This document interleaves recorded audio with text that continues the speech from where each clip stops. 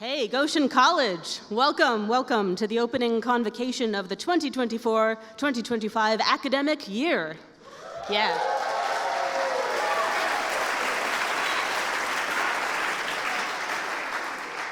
My name is Brianna Nickel. I'm an assistant professor of Bible and religion. I'm one of many people on this campus who make our convocations and chapel events possible during each semester, and it's really wonderful to be here with all of you this morning. How are we all feeling? Pretty good? All right. We are ready, okay. The opening convocation, everybody, it's one of our annual traditions here at GC, and as we begin this new academic year, we might try thinking about how many traditions we're part of just by being here. So by participating in the life and studies of a college, we join a long global history of education and dedicated centers of learning. Let's try and get some slides up here if we can as well. We join this tradition of dedicated centers of learning, and it's a tradition that reaches all the way from something like the 5th century University of Nalanda in India, all the way to the 9th century University of Al-Qarawiyyin in Morocco, to the 11th century University of Bologna, Italy, and all the way to the liberal arts colleges of the United States, of which we are a part, yes.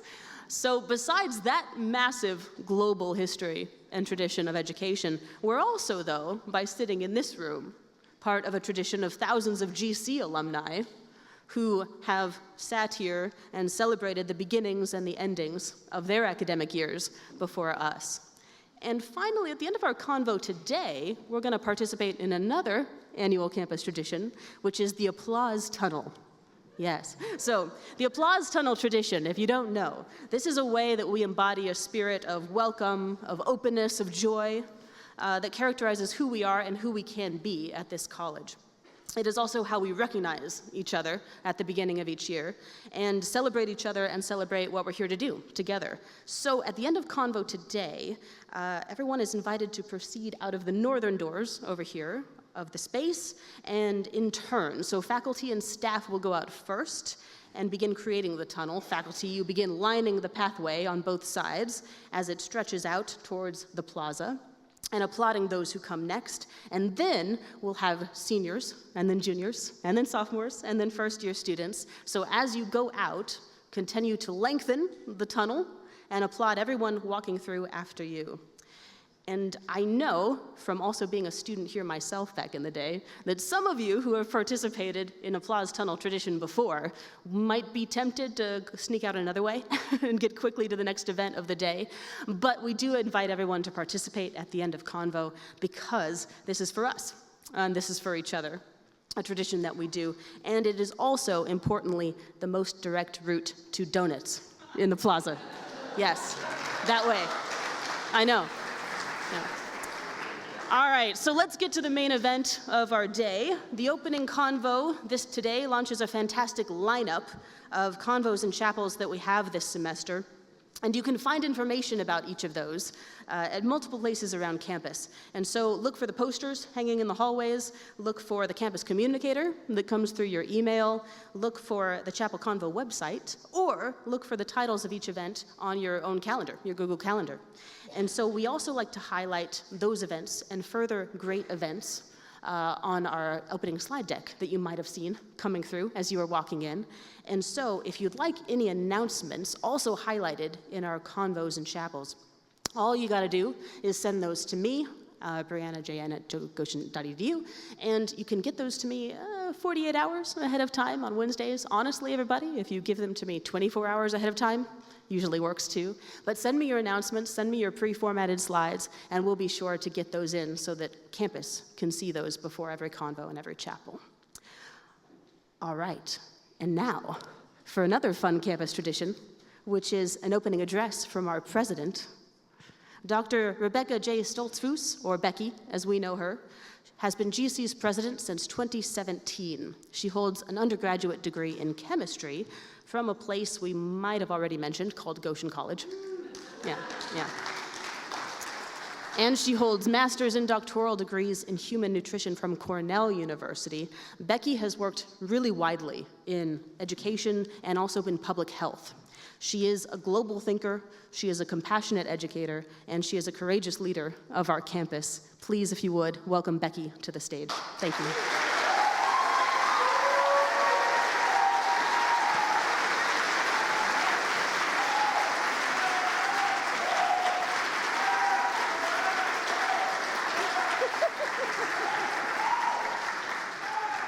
Well, good morning, Goshen College.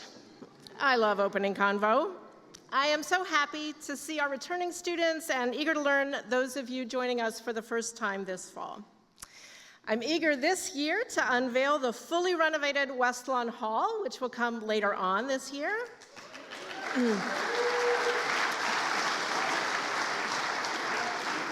It's the big, messy project happening behind the fence on the north edge of campus, with its new commons area, community room, dining hall, and terrace, and the new Center for Nursing and Public Health. And I look forward to having the Leaf Raker Cafe and Huntsberger Commons back in the Union.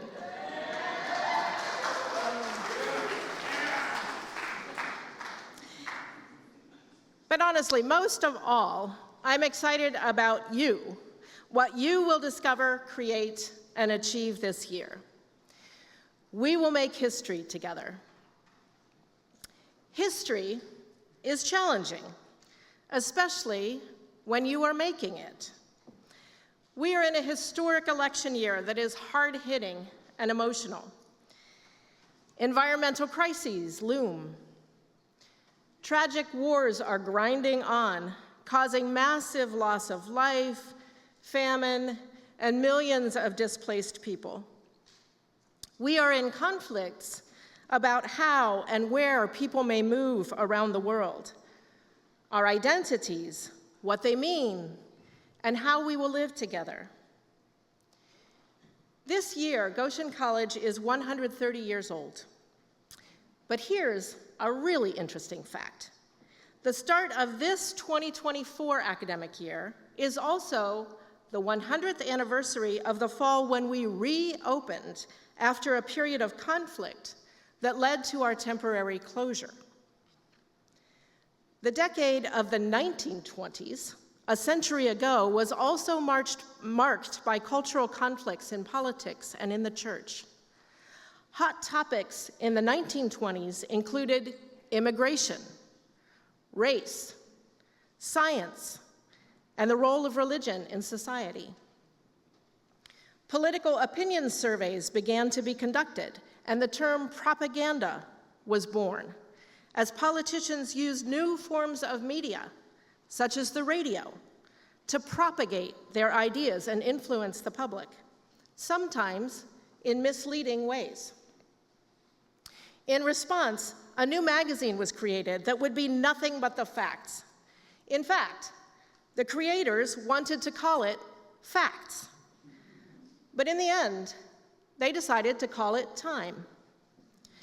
Time magazine established the journalistic practice of fact-checking as a way to separate propaganda from fact. Books were also at the center of the cultural conflicts of the 1920s. Boston became so well known for book banning that "banned in Boston" became a term used to boost the sales of culturally edgy books. Goshen College unfortunately became entangled in these conflicts. Our founders were Mennonites, and Mennonite church leaders became alarmed by Goshen's openness to diverse ideas and the interdisciplinary approaches taught by our faculty. In the summer of 1923, the church exerted their power to close Goshen College. Now, historians have drawn various lessons from this conflict, but standing here today, 100 years later, I want to draw our attention to just two things. First, how familiar this all sounds. Debates about immigration and race, religion and education, disputes about what is propaganda versus fact, and what books are allowed on library shelves. The second point I want to make is that we reopened. People persevered through conflict, and the relationships ultimately held.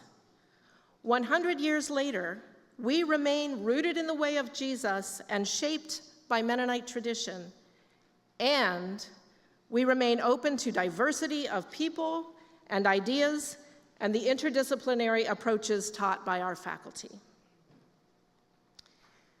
The Goshen College Record, being founded in 1903, is older than Time magazine.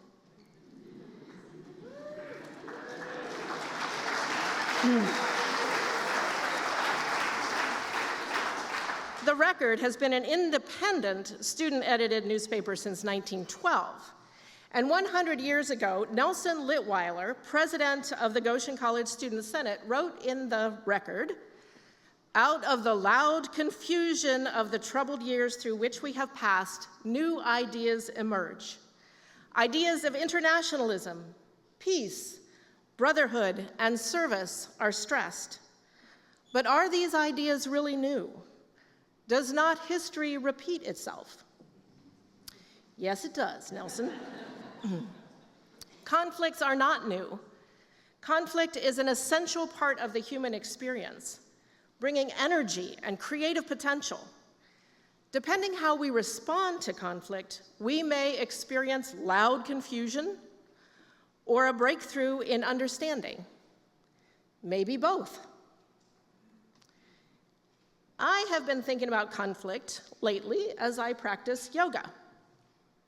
Yoga involves creating tension within the physical body, what one of my teachers described as delicious discomfort. Yoga is about relaxing into discomfort. Root to rise is a common phrase in yoga, meaning that to manage the necessary tension within ourselves and to find balance, we have to be firmly rooted. This, I believe, is a year in which we need to root to rise. I was born in the 1960s, another tumultuous time. The United States was deeply embedded in a Cold War with the USSR. In 1962, the year I was born, the US learned that the Soviets had placed nuclear missile launchers in Cuba.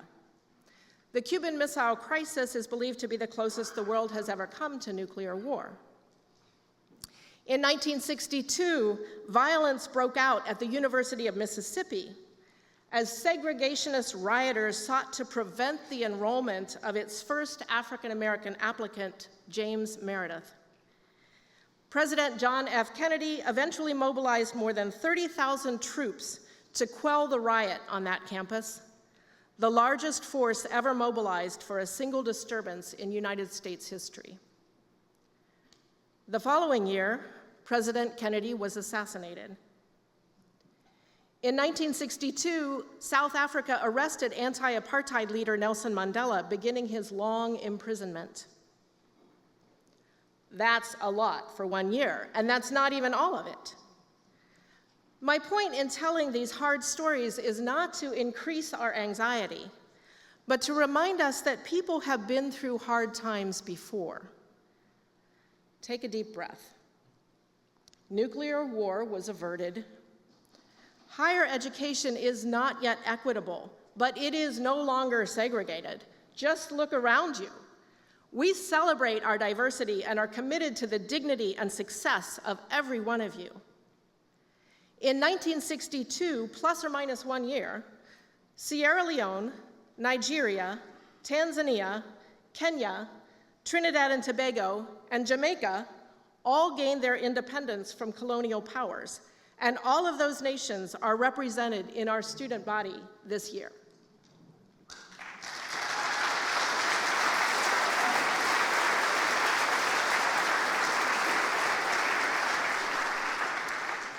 And Nelson Mandela persevered with faith through his 27-year-long imprisonment to become South Africa's first black head of state and the first elected in a fully representative democratic election in that nation.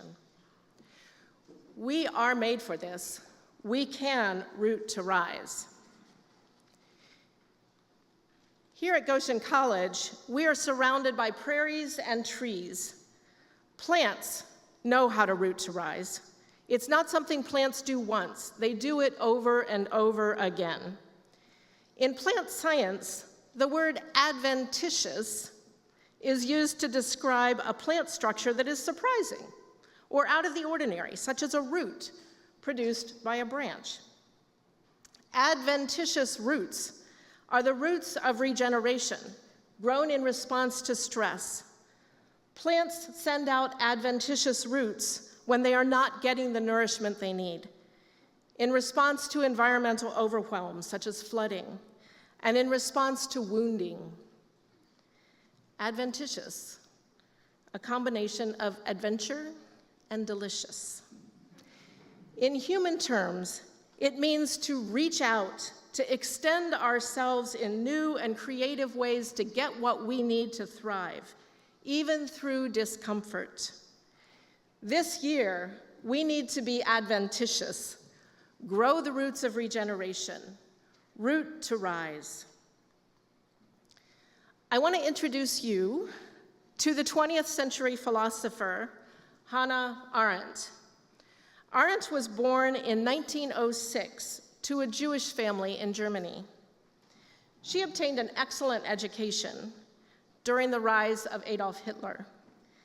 But after the Nazis took power, she fled with her mother to France. This photo was taken in that year. As World War II broke out, she was separated from her mother, stripped of her citizenship, and held for 6 weeks in an internment camp, what we might call a detention center.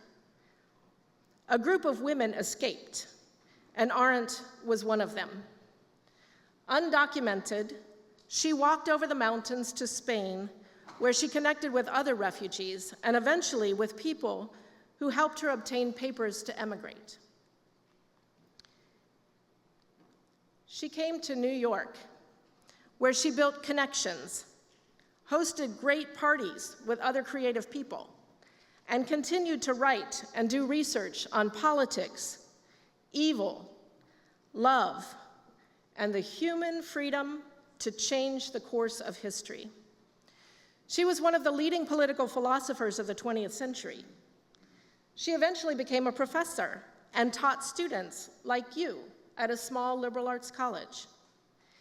I'm going to pull a few quotes from her writings as I share some advice for us this year.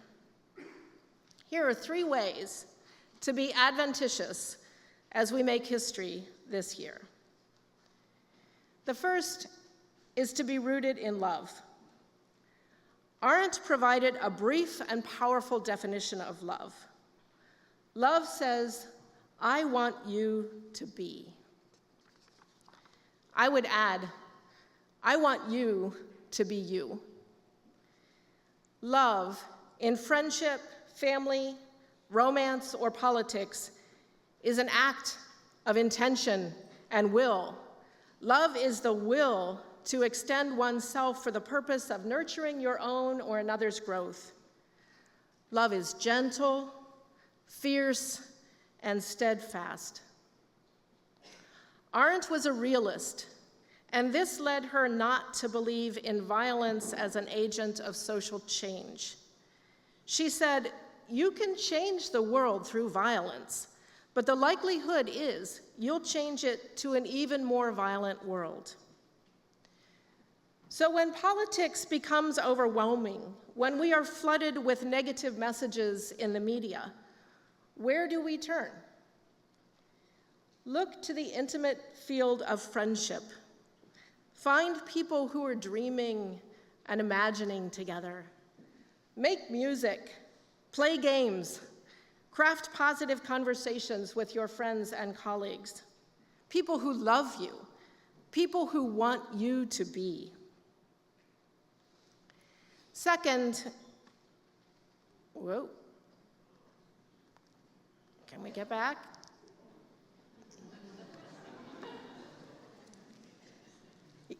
All right. Thank you. Second is to be rooted in dignity. Arendt wrote that dignity is created between people. She believed that human dignity is conditional and political, and that it must be asserted and recognized by other people in order to exist. Dignity is something that we give each other through the quality of our connections. At Goshen, shaped by Mennonite faith, we hold as sacred the dignity of every person. We commit to value, affirm, and protect your dignity. And I agree with Arendt that dignity is only an idea until we create it on behalf of one another through the quality of our relationships. So through your struggles and conflicts and solidarity, assert your dignity and create dignity between each other. And third, be rooted in joy. As a professor during the social movements of the 1960s, Arendt told her students to have fun. Have as much fun as you possibly can. And I agree wholeheartedly. Let us create joy on this campus this year. There is a sense of human completeness that comes along with being and acting in concert with others in this world. And it's supposed to be fun. There's a joyousness in this. Drew Lanham, a contemporary professor of ecology and an activist for social and climate justice, wrote a poem entitled, "Joy is the justice we must give ourselves." The poem speaks at length to the adversities we face, but it ends this way: "Joy is my seeking your being. It is mine for the taking, ours to share, more than enough to go around. Have yourself a heap in serving. Have seconds or thirds, 'cause joy is the justice we must give ourselves." Here is one more story about roots of regeneration that begins in Trinidad and lands at Goshen College. The Caribbean island of Trinidad went through centuries of occupation. Europeans, in their quest for sugar, coffee, and cocoa, brought enslaved people from Africa to Trinidad. Black Trinidadians were rooted in drumming, and the social connection and joy created by their drumming was threatening to colonial power. In the late 1800s, the colonial government tried to ban sticks and drums. Essentially, they tried to ban percussion. But Trinidadians did something surprising. They were adventitious. They used metal objects like car parts, paint pots, and oil drums as percussion instruments. Over time, they learned to tune the pans in sophisticated ways. The steel pan, or steel drum, was created by Trinidadians who were determined to make music, who said to each other, "I want us to be." Possibly the only musical instrument made out of industrial waste, the steel drum has become an icon of Trinidadian culture, rooted in love and dignity and joy. The music of steel drums has been taken up around the world. 6 years ago, the family of one of our alumni, Thomas Schleba, a steel drum player from Arizona, gifted a set of steel drums to Goshen College. Their music is the sound of resistance, and it is the sound of joy. And it is a sound you will hear at GC. And yes, you too can play the steel drums. When you hear their music, be reminded of the human capacity to root to rise, the freedom to change the course of history. And now, I want to introduce you to another alum, Dr. Shashi Buluswar. Shashi came to Goshen College from Calcutta, India, and he now teaches at UC Berkeley, working toward solutions for combating global poverty. In 2021, he established the Global Citizenship Award for GC Rising Seniors, who represent our core values in courageous, creative, and compassionate ways. As Shashi explains, in light of the unprecedented range of challenges we face, Now, more than ever in recent memory, the world needs a new generation of leaders who can think big, act boldly, and force positive systemic change with courage, kindness, and humility. The recipients of the Global Citizen Award have shown remarkable potential to become exactly such leaders and change makers. He said, "I hope this award serves as an early recognition of what I'm sure will be an extraordinary journey." Shashi is with us this morning, and I want to celebrate his generous support for our community. Shashi, will you stand for a moment so we can thank you?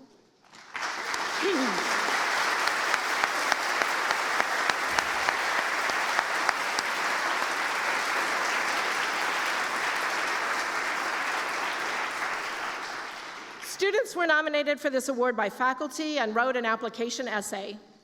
This is a highly selective award, and I want to commend every student who was nominated. And now I'm thrilled to announce the 2024 winners of the Global Citizenship Award. The first of two runners-up who will receive a $5,000 scholarship is Silas Emanuel.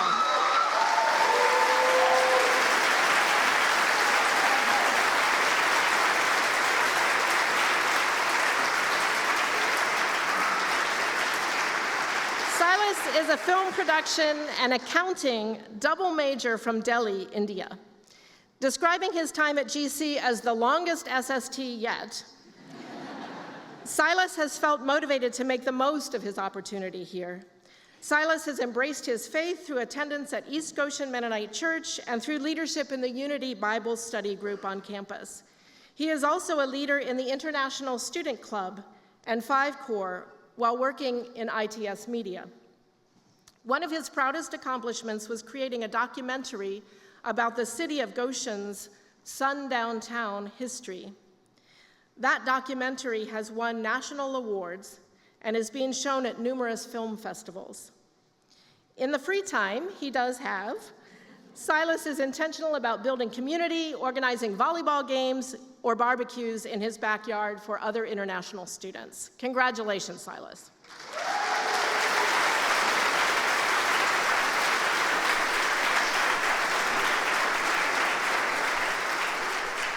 The second runner-up, also receiving a $5,000 scholarship, is Arlette Martinez.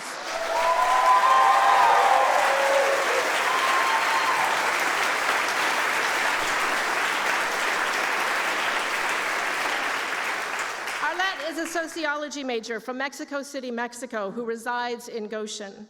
Arlette has many involvements at GC, such as writing and editing for the record, being a PIN leader and an SST ambassador, serving as a resident assistant, and she's a cross-country athlete. Arlette did all of this while co-founding and co-leading One Circle, GC's Indigenous advocacy group. Arlette felt called to something bigger after spending time with Apache leaders from Oak Flat, Arizona on SST. Arlette led the cross-country team to dedicate their miles to the Apache, an act of solidarity that has been meaningful to both her and to her Apache friends and colleagues. For Arlette, running has become sacred. She wrote, "When I run, it is my prayer." Congratulations, Arlette.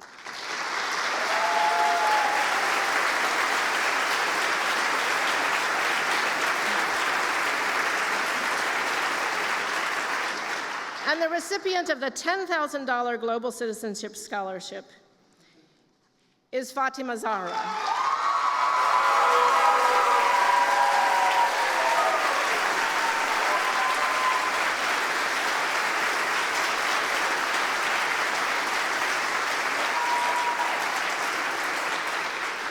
Fatima is a theater and music double major from Orlando, Florida. Fatima is radically hospitable and consistently shows significant care and thoughtfulness for her peers. She goes out of her way to make people feel welcome and supported in groups. Fatima is well known across campus for her participation in every single choir concert, play, and musical since coming to GC. She has been in the Parables for 2 years, is a member of the Queen Singers, and works at the Goshen Theater downtown. Fatima wrote about the challenges of coming to a Mennonite school as someone who grew up Muslim, and how Goshen has given her the tools to channel her desire for peacemaking. In her life after college, Fatima hopes to lift up stories from around the globe, especially voices from North Africa and the Middle East. In so many ways, she plans to remain ever singing. Congratulations, Fatima.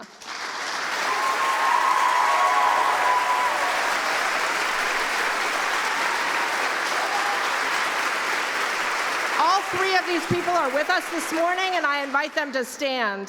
Fatima, Arlette, and Silas.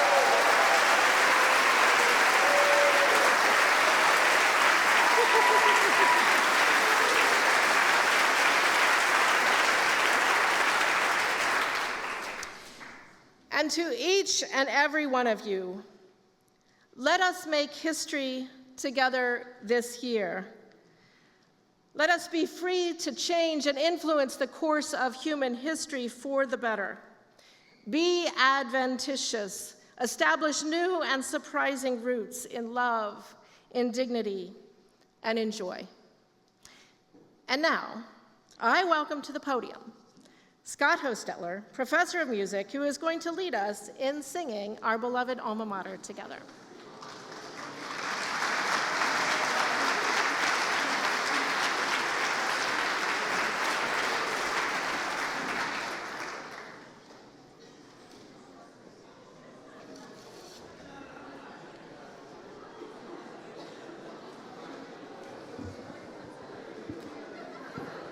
Good morning, everyone. How are you all doing? One way that we build community here at Goshen College is by singing together. You're already singing it. I can hear some of you, yes. Most colleges or universities have a school song or an alma mater, and Goshen College is no exception. And so we're going to sing that today. And whether or not you consider yourself a singer or not, I encourage you to sit tall, use your full breath, and sing heartily our school song. What we're going to do first is to learn the refrain, which, just like Becky alluded to, is Goshen College ever singing, right? Goshen College ever singing, to our motto, we'll be true. So what we're going to do is just sing the melody all together so that we can learn this. First years, this is brand new to you. For the rest of you, it's relearning maybe, or maybe it's new to you as well. So, and then we're going to sing the whole alma mater together. But first, just the refrain. So, I have my pitch pipe. And if it's too high, you can sing down the octave. So, Goshen College. Let's all do that together. And some of you are going, Goshen College. That's fine. Be down there. That's great. So I sing, and then you sing. Goshen College, ever singing. Your turn. Goshen College, ever singing. To our motto we'll be true.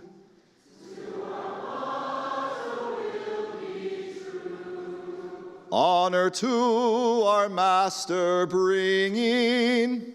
Honor to our master bringing. Alma mater, we love you. Alma mater, we love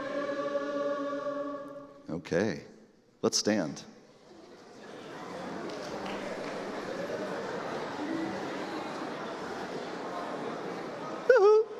So, the very beginning is the verses, and they're rather strange, in a strange meter with lots of words. If you know them, sing loud. By the end, first years, you'll know the tune and you can join in. So if you know the verses, sing nice and strong.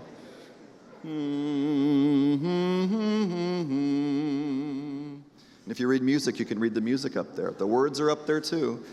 There's a spot in Indiana. Ready? There's a spot in Indiana where the leafy maple grows. 'Tis our dear beloved city where the Elkhart River flows. 'Tis a spot we love most dearly, 'tis a spot we'll cherish long after youth and strength have faded and the world has heard our song. Everybody!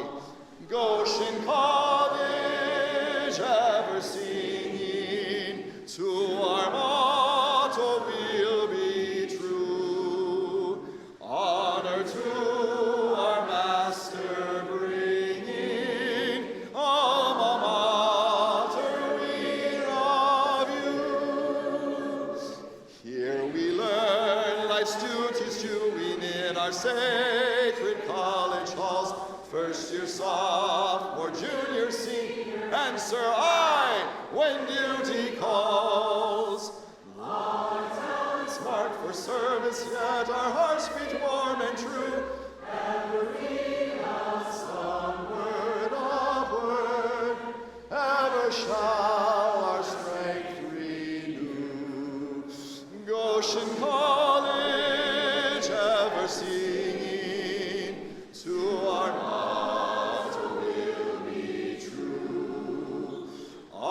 to our master bringing, alma mater we love you.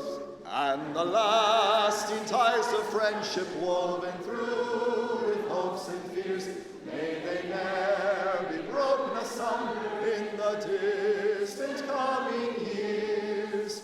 Though our future paths may lead us to fair heights we cannot see, alma mater, ere we leave you, loyalty we pledge to thee. Goshen College, ever singing, to our motto we'll be true. Honor to our master bringing, alma mater we love you. Amen, everybody. Amen.